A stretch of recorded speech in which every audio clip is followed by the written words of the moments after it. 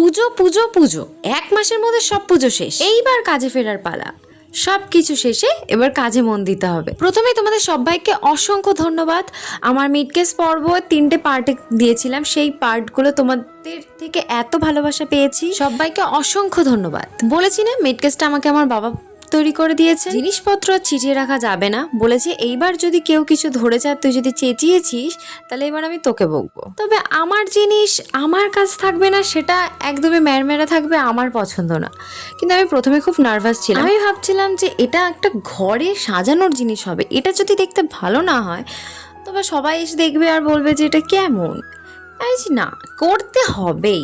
প্রথমে ভাবছিলাম কি যে হয়তো একটা পার্টটাই ভালো লাগছে, আরগুলো ভালো লাগছে না, কিন্তু না, ঠাকুরের আশীর্বাদে ঠাকুর যেমনটা চায় তেমনটাই হয়, তার বাইরে কিছুই হয় না। এক একটা পার্ট এক এক রকমভাবে সুন্দর লাগছে, কিন্তু কিছু কিছু জিনিসের জানো তো ক্যামেরাতেও ওর সৌন্দর্য ধরা পড়ে না যতটা চোখে পড়ে। আমি ভীষণই খুশি, আমি ভীষণই স্যাটিসফাইড। তোমাদের সবার কেমন লাগছে সেটা অবশ্যই তোমরা জানাবে। রবীন্দ্রনাথ ঠাকুরের একটা উক্তি আছে, সমুদ্রের দিকে তাকিয়ে থেকে কখনোই সমুদ্র পার করা যায় না। আর একটা কথা বলি, বিয়ের সিজন তো চলছে।